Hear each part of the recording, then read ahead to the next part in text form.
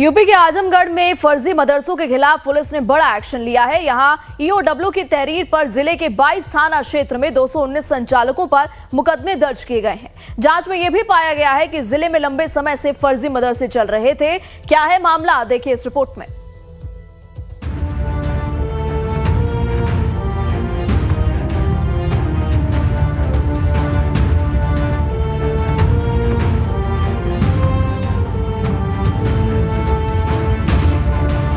आजमगढ़ में फर्जी मदरसों का भंडाफोड़, ईओडब्ल्यू की तहरीर पर शिकायत दर्ज, 219 संचालकों पर किए गए मुकदमे दर्ज।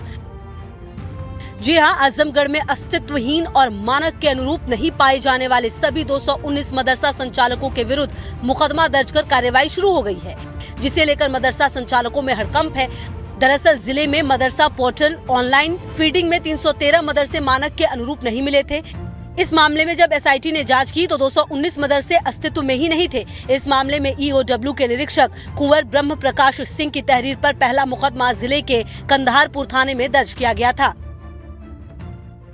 देखिए, जनपद में कई थानों में करीब 219 मुकदमे लिखे गए हैं, जिसमें ईओडब्ल्यू के द्वारा एक जांच की गई थी, जिसमें मदरसों के नाम पर सरकारी धन का गबन का आरोप मिला था। कूट रचित जो दस्तावेज हैं उसके आधार पर ये सरकारी धन की प्राप्त किया गया था और उसको फिर इनके द्वारा गबन किया गया। तो इस तरीके से टोटल अभी तक जनपद में ईओडब्ल्यू की जो तहरीर है, ईओडब्ल्यू के द्वारा जो जांच की गई उसके आधार पर भिन्न भिन्न थानों को करीब 219 मुकदमे लिखे गए हैं और इनकी इन्वेस्टिगेशन अभी चल रही है।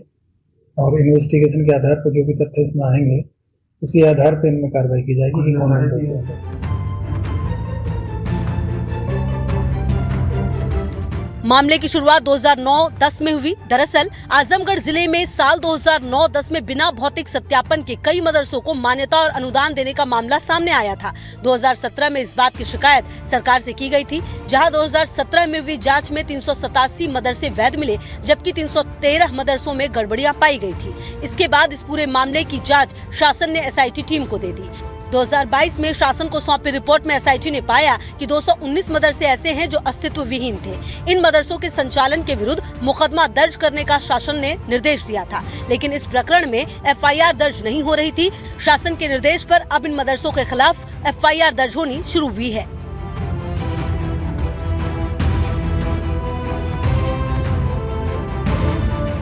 जहां सभी थानों में एफआईआर की कॉपियां पहुंची, जिसमें कोतवाली में 2, सिधारी में 5, रानी की सराय में 3, कंधारपुर में 1, मुबारकपुर में 15, निजामाबाद में 5, गंभीरपुर में 2, देवगांव में 7, बरदह में 7, मेहनगर में 5, तरवा में 3, जियनपुर में 10, महाराजगंज में 2, बिलरियागंज में 1, रौनापार में 3, अतरौलिया में 13, अहरौला में 25, कप्तानगंज में 2, फूलपुर में 41, पवई में 34, सराय मीर में 8 और दीदारगंज में 24 मुकदमा दर्ज करने के लिए तहरीर भेजी गई थी। इस मामले में पहला मुकदमा 6 फरवरी को कंधारपुर थाने में दर्ज हुआ था। उसी क्रम में जिले के सभी 22 थाना क्षेत्र में मुकदमा दर्ज किया गया था।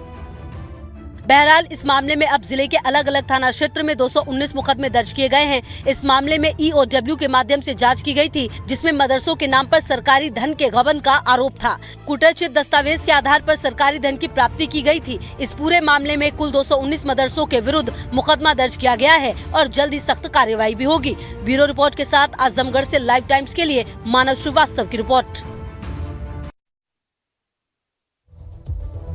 और इसी के साथ लाइव टाइम्स पर खबरों का सिलसिला लगातार जारी है, बने रहिए हमारे साथ।